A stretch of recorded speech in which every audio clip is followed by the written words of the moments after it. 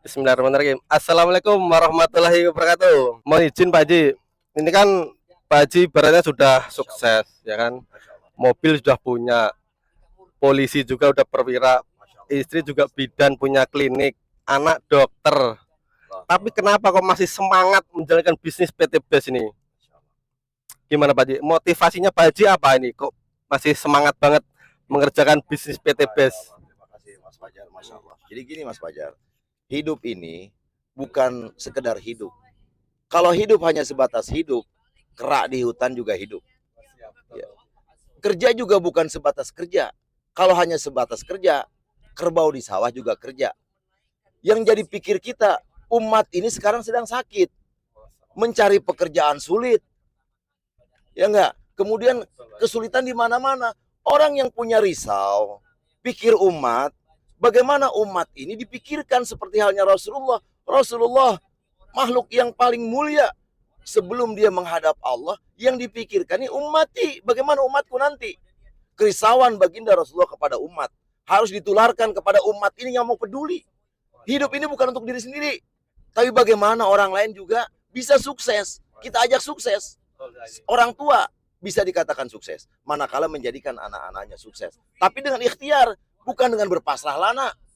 Sebagai orang yang dibekali akalan, akal pikiran, kita dituntut oleh Allah, apalah ta'kilun. Apa kamu gak punya akal? Lihat bagaimana baginda Rasulullah dan para sahabat tidak punya modal, hijrah ke Madinah, ditinggalkan semua harta bendanya, tapi modal dia keyakinan kepada Allah besar. Pikir risau umat, bagaimana orang-orang di Madinah mendapatkan hidayah agama, berkah hidup di dunia dan akhiratnya. Ditinggalkan tanpa modal, tapi dengan keyakinan yang maksimal kepada Allah. Yakin Allahul Khaliq, Allahul Malik, Allahul Razik. Allah yang menciptakan, Allah yang memelihara, Allah yang memberikan kita rizki. Maka Allah jadikan berjaya semua para sahabat dan baginda Rasulullah di kota Madinah tanpa modal. Tanpa modal, hanya keyakinan kepada Allah. Lalu di mana keyakinan kita kepada Allah? Ini yang hilang dari umat.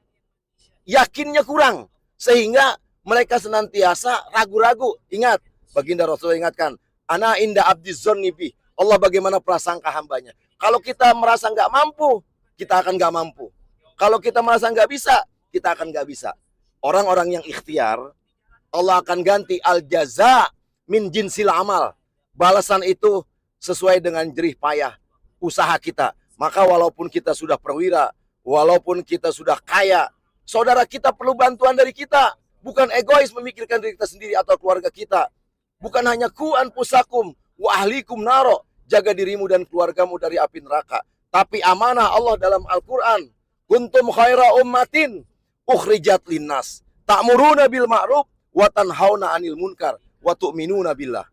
Masya Allah. Jadi ngajak kepada kebaikan. Apa kita ngajak orang terbebas dari hutang dan riba? Itu keburukan. Lalu itu diskreditkan sebagai bentuk penipuan. Masya Allah, tabarakallah. Kepada Allah kita serahkan. Tugas kita menyampaikan. Hidayah urusan Allah. Fadzakir fa inna dzikra tanfa'ul mu'minin. Ya. Sesungguhnya peringatan itu berguna bagi orang-orang yang beriman. Maka orang-orang yang ingin ikhtiar, mencari keridhaan Allah, berbisnis, berusaha, luruskan niat semata-mata mencari ridho Allah. Agar umat ini bisa berangkat haji ke Baitullah bersama keluarga. Semuanya. Agar umat ini bisa bersedekah. Ya, agar umat ini bisa berinfak. Agar umat ini bisa mulia. Betulkan keyakinannya kepada Allah.